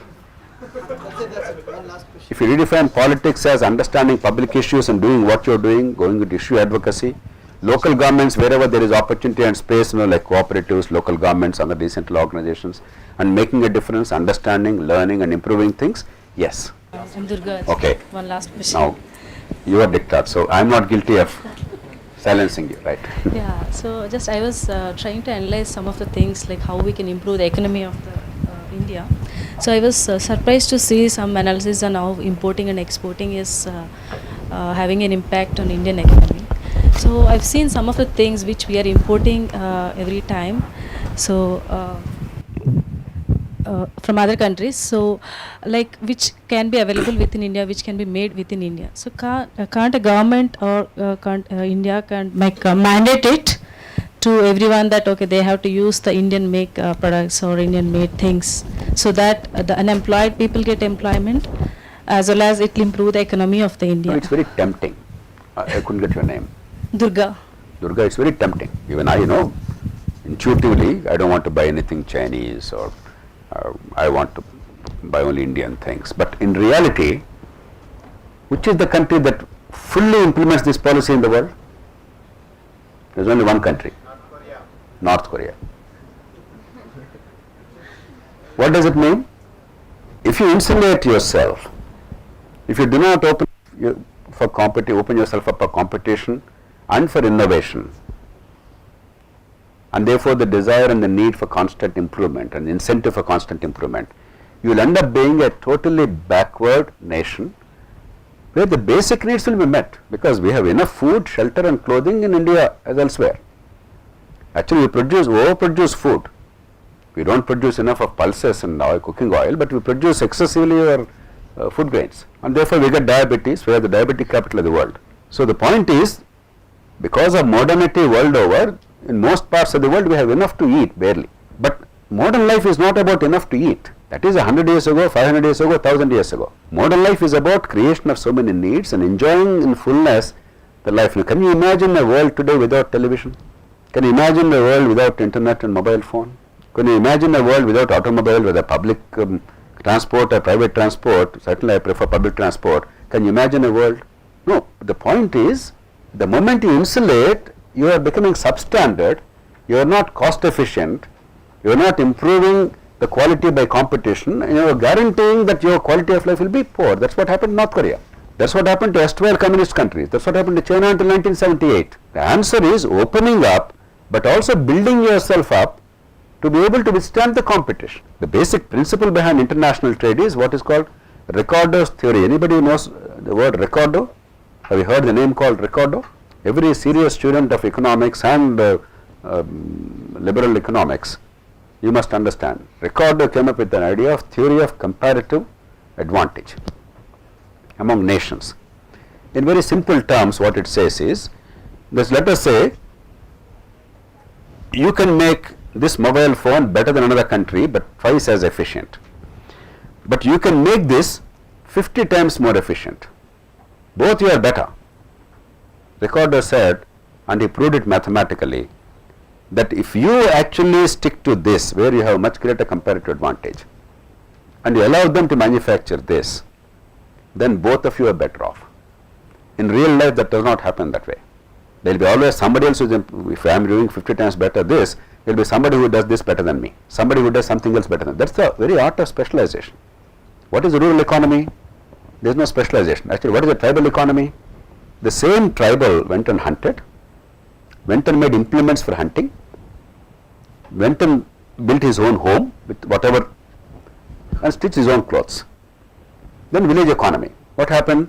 You have a carpenter, then you have a blacksmith, you have somebody else taking care of that. Why did we do that? We recognize that in specialization there is greater productivity. With the same effort you are making more, not less. Therefore everybody is gaining more. You extend this principle step by step, you will find Ricardo's theory of comparative advantage. So the challenge is, we must figure out what are the issues where we can have comparative advantage. We have comparative advantage in, let's say, software services. Pharmaceuticals now we are doing pretty well, including vaccinations. We can easily do very well if only we improve the agricultural policy. Somebody talked about agriculture. Our agriculture is heavily regulated, utterly useless, and the governments are messing up everything. If only you make agriculture productive with sound policies, India can be a major agricultural giant globally. Human resources, wherever they can be deployed, because in the service sector, like for instance hospice care, old age care, etc., nursing, already from places like Kerala, a large number of nurses are finding employment in the world. So you can provide services there. So there are comparative advantages that we have. There are comparative advantages somebody else has. You ignore the commodities. Saudi Arabia has oil and others don't have it. You can do nothing about it. That's kismat. And hopefully one day, and when not reasonably soon, in the next 10-15 years, oil will be irrelevant. I truly believe that oil will be irrelevant in the next 10-15 years. So ignore the commodity economies. But rest of the things, you must build your comparative advantage. That's why education. When I'm saying why are we talking so much about education? Why are you not able to compete? Because our education is flawed. Chinese education too was bad. 15 years ago when I visited China, they were telling me, no, your university education is fantastic. It was rotten, I knew that. But I kept my mouth shut because they somehow believe that our university education is great. Because they only hear of IITs, IIMs, they think this is India, and they thought, no, we are wonderful. I kept quiet. But today China is next only to the United States in higher education. And in school education way better than the United States. Way better than the United States. So they built up their capability. From land leveling to production, Tesla car, the world's most sophisticated car and the world's most frontier technology, they finished in 9 months, 270 days period. You give clearances to a goddamn industry in India in 270 days, let alone building a factory and actually producing the product, the car rolled out. So they enhance their productive capability. The challenge is not how to insulate ourselves and deal with very low quality of life. We can be tribals, we can be cavemen, we can be in Stone Age, but we want a better life, right? Better life means engaging with the rest of the world, but sometimes there can be market distortions, or we can be suddenly at a disadvantage and we will be a serious dispute. Therefore, there is some room for maneuver. in WTO and elsewhere, there is room for maneuver. But withdrawing for competition is the worst thing we can do to ourselves. India not getting into this Pacific, what is that? Asian Pacific, what is it called? The trade agreement. It's a terrible thing. It's not a success. Our people are tom-tomming a success. They're saying, oh, we're North Korea now. No, engage. Because we are poor, because we have problems, sit with them and say, look, our market is getting better, but we have some problems. Please give us some concession. We'll negotiate. But withdrawing is a terrible thing. That means we're content with what we are. Content with our incomes, our level of technology, our production, our consumption. We should not be. So that's a very dangerous, but it's very tempting. Even I do it. Even I see it as a consumer, intuitively, I always look for Indian products. But as a practical consumer, I realize that there's a limit to that. This is made by some Harman or something. Before this I was using Chinese. This probably is American. I need reading glasses. Why do I do Chinese? You go there, 200 rupees or 300 rupees, all I know is plus 2 or plus 2.5 or plus 1.5, whatever, I just pick up and they're working for me. You produce something equivalent, I'll happily buy. If you don't produce something of value, giving value to my money, how can I buy? If you ask people to sacrifice forever for the altar of the nation, then you are being impractical. That ends up being North Korea in the extreme case. Enhance your capability. I went to CCMB the other day. Let me conclude with this. CCMB is a first-rate institution. Genomic studies, biotechnologies and genomic studies are frontier technologies.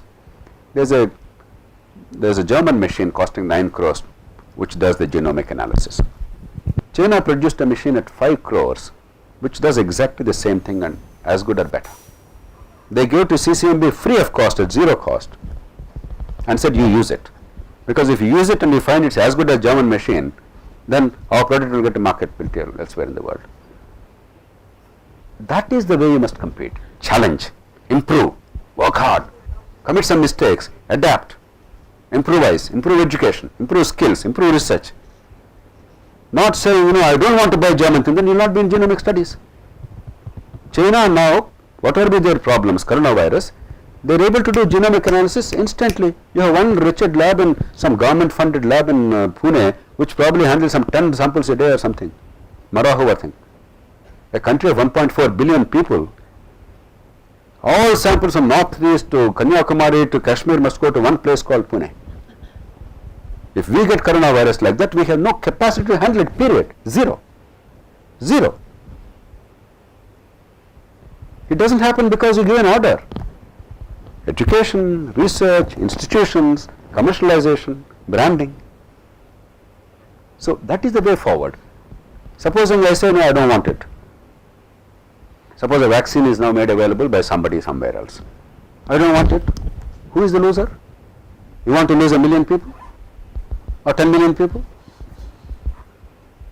So that's not the way forward. I agree. Despite everything I am saying, I want to protect my country's interest, trust me. I have done it every day of my life, I continue to do it. But what I am saying is that can be in a context for some time, to a limited extent. But a broader principle is compete on your own terms and enhance your capacity. I must build my muscle, my sinews. There is no substitute to that. Not competing is not an answer, and pretending that I am a great King Kong is not an answer. I must be a King Kong. I must grow intellectually, economically, innovation-wise, research-wise, technology-wise, production-wise. And that happens only when there is competition, exposure. Take medical science. When we were students, one of the first people in this part of the country to go and undergo a open heart surgery for coronary bypass was Mr. Akini Nageswara, the great ANR.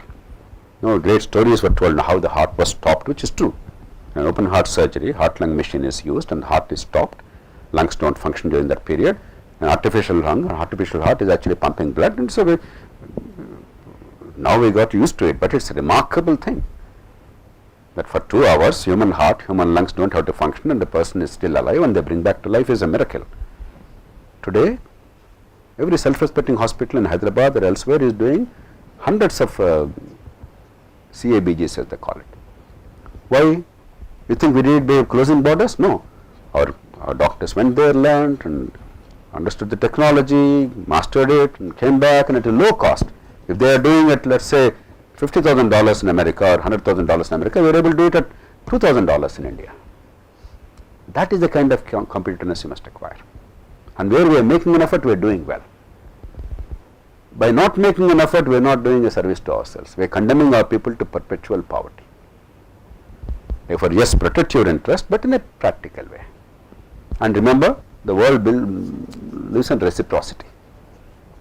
You can't say, మా ఇంటికి వస్తే మాకేం తెస్తావు, మీ ఇంటికి వస్తే మాకేం ఇస్తావు అంటే మన బంధువులే మన పక్కన తరిమేస్తారు. There has to be some, you figure out what is advantageous, you negotiate hard, but ultimately there is some reciprocity, give and take. Whether you are Donald Trump or somebody, doesn't matter what you say, at the end of the day, you have to deal. There is no choice. Okay?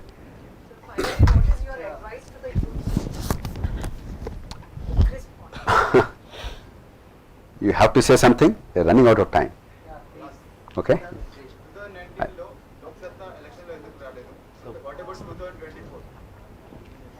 I answered this hundreds of times. I was the one who started this whole thing about middle classes and youth being engaged in political process.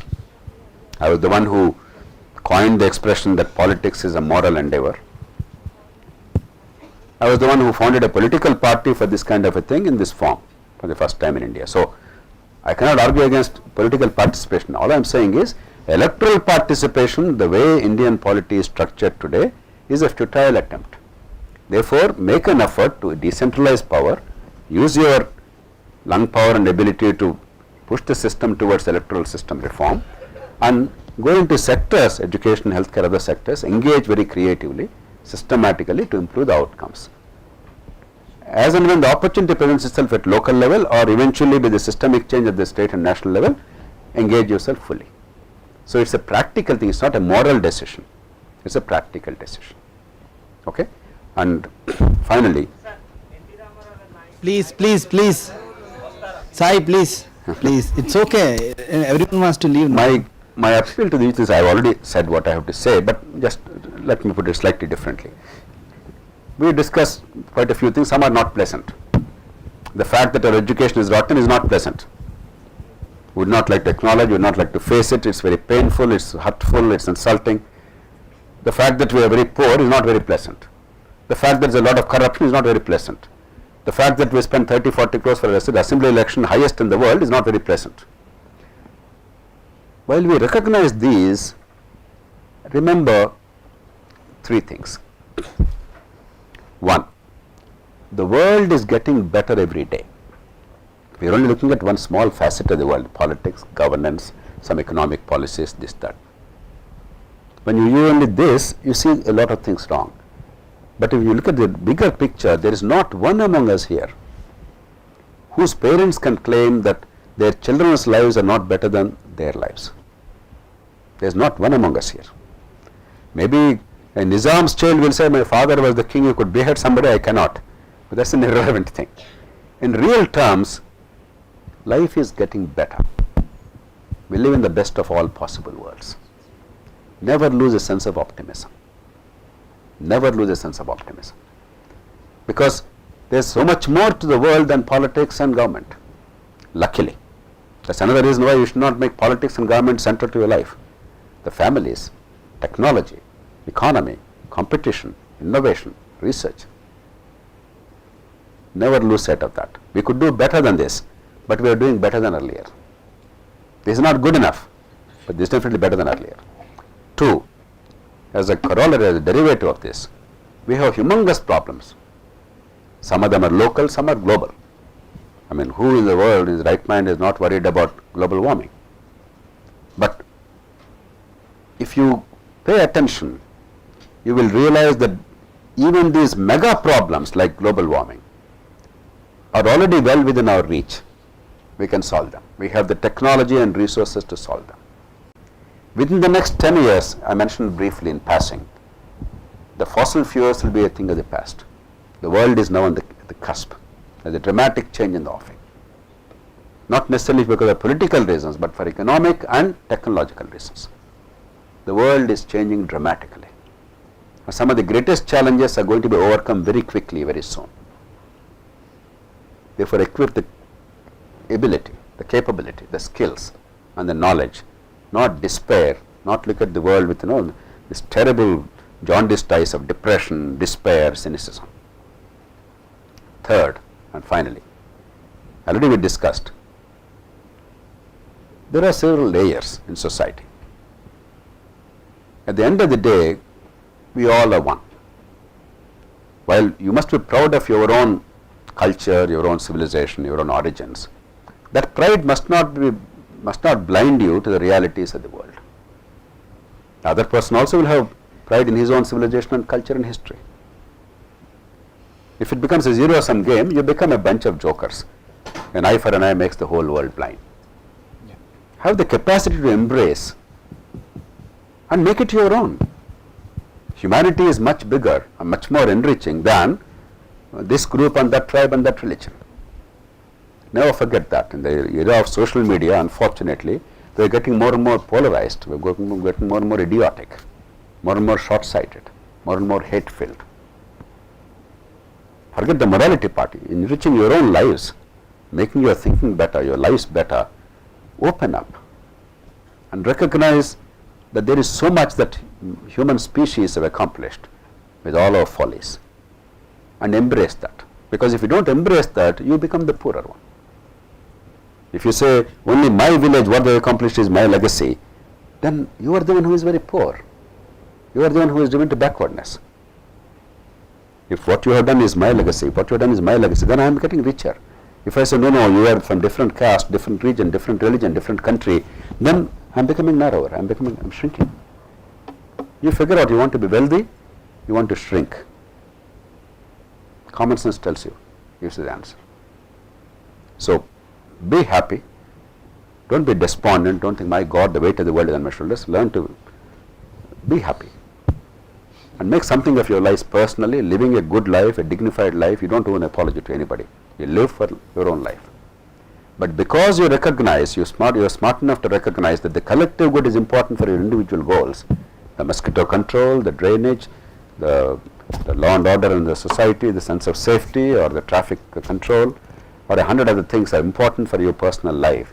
You also pay attention to that. It is an extension of life. Then you get a better sense. I have far too many youngsters coming and telling me in the typical Indian fashion, sir, please tell us, I will sacrifice everything. I keep telling you, you have to sacrifice nothing.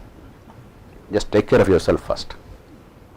And then think of the collective as an extension of yourself. Sir, you will do a lot more. Sir, I remember the same word I spoke with you in 2016. I came to you and I told that I going to sacrifice everything then.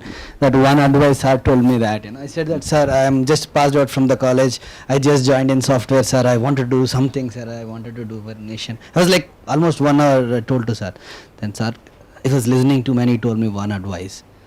Changing nation should be a lifelong mission. It will not happen overnight or over here or 2 years, 1 year, or just in a policy boot camp or leadership boot camp. It will not happen. You should have that feel every time. That was the one word which is driving me since 3 years. I was waiting for that and now trying my bit to contribute for the nation, and I made it as my lifelong mission. I hope this is the advice sir will be giving again to the youth, I guess. Yes, sir? Absolutely. So all I request is, think about what we discussed. Don't take anything because somebody said it. If your own experience, your own understanding, all of you have common sense, you have all experience day to day, every day we are going through some experience. Does it make sense? Put it to those tests. If some of it or most of it makes sense, then figure out how to apply that to your collective life or to individual life. That's all liberalism is about. It's not a doctrine given by God. It's something we discover every day. But enjoy your lives. Have a good life. Have a sense of humor. Learn to laugh. Don't be too serious. No, we all have this terrible notion that if you care for the country or something must be very serious. No, don't be boring, dull idiots. Have sense of humor. Enjoy some good literature, good humor. Enjoy the good things of life. But have a balance, okay? Wish you all the very best. Thank you. Thank you, sir. Thank you so much for your beautiful words. No, this was my favorite session in the leadership boot camp. I hope everyone the same. Lot of ideas and thoughts were, we enlightened with this beautiful session. Thank you, sir, for joining us here. And I would like to thank the organizing team of YPP Leadership Bootcamp. Just come to the stage like Rohit, Ranjit and Satya Bhargav. And also the management team, Director sir and staff also. Thank you so much, ma'am, for supporting. Director sir, I request you to come to the dais. So you gave your college to make this happen. You trusted us, and thank you so much for that. And the audience as well, the delegates. Vigyan Jyoti institutions must be really thanked for this, because they are one of the most credible institutions in the city. And I deeply appreciate your management and your administration. Yeah, then the delegates as well, sir, they have traveled from all corners of state, some are from south states as well. So thanks for being with us for the last 3 days. We had a good panel discussions on education and entrepreneurship, employment, economy, and lot of things. Thank you so much. So we will be continuing this journey. You will be all our alumni. So we will be rolling some internships opportunities also for you. We are figuring out with all those things. So soon you will be get all these details in the WhatsApp and emails.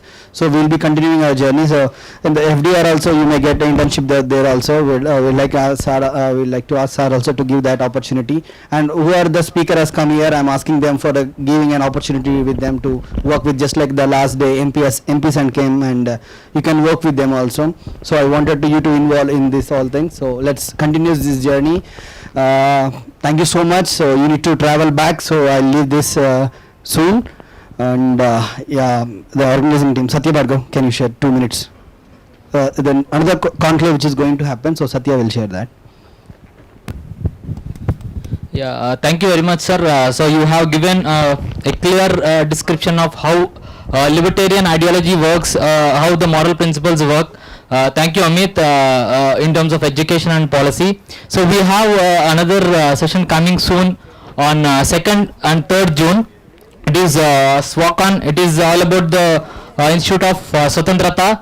So you will be exploring much more, and we'll be collecting all the feedback of this event, and we'll be making a better version of what it is now. And yeah, this is the last announcement in the Leadership Bootcamp. Thank you, and thank you very much.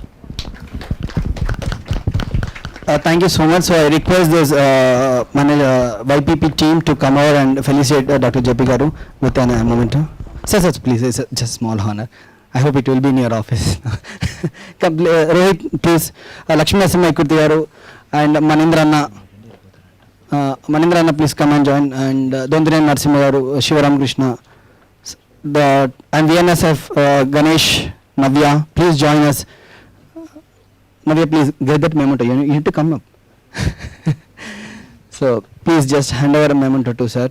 Sir, these are the people who are backbone for this leadership boot camp. So, okay, sir. Even I am also. Deputy Dean Garu and ma'am, Padmaja madam. There's a picture with all you also. JP sir will be joining for sure. Okay. I request all you can stand there, so sir will come here so we can have a group picture. So all can come here, now we can have a group picture.